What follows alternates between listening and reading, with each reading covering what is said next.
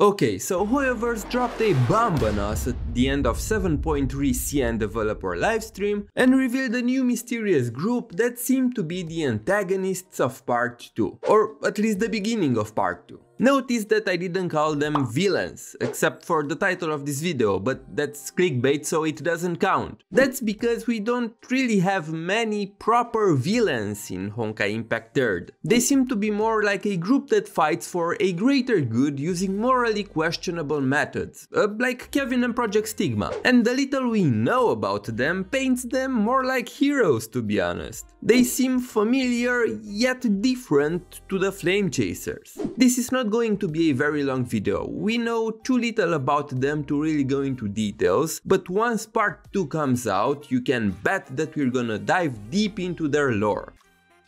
The name of the group is Qishu, which translates to 7 arts or 7 skills. They each seem to have a specific trait or skill set that might be related to the highlighted words from the teaser, but more on that when we talk about them separately. Chishu is an old group responsible for the civilization on Mars being able to live in the Sea of Quanta, or Sea of Data. Before we move on, let's address the Sea of Quanta versus Sea of Data debate. As far as I am aware, the Sea of Data is just an altered/mutated version of the Sea of Quanta that exists near Mars. It's still the Sea of Quanta, but different, more adapted to Mars, if you will. The little lore we have about Qishu says that they sacrificed something important to allow the Martian civilization to live inside the bubble world. They are also the ones who put the 7 nails in place to keep Langsha stable. The 7 nails are these thingies that keep the shadow, which is this dark miasma coming from the Sea of Data, at bay, even though the shadow can still seep out, as you can see here.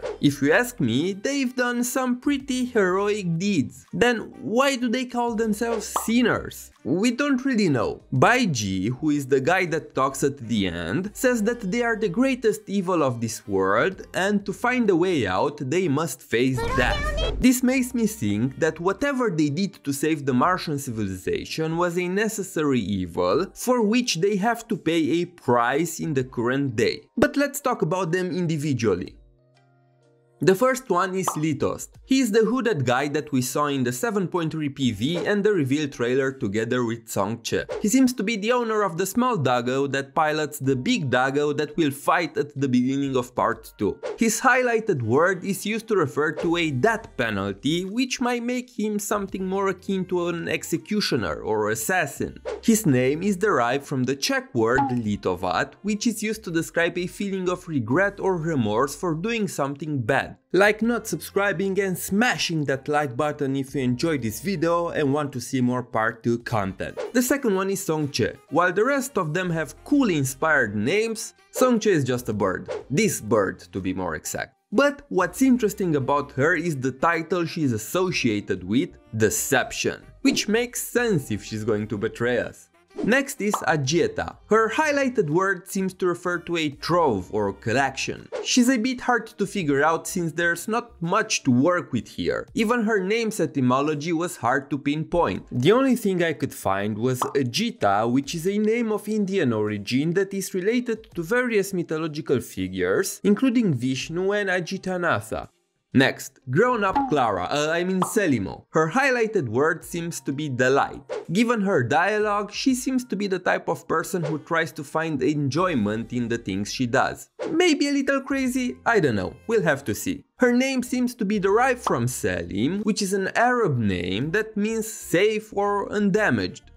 Safe? Yeah, not in this game, Clara. There's no more Mr. Svarak to protect you.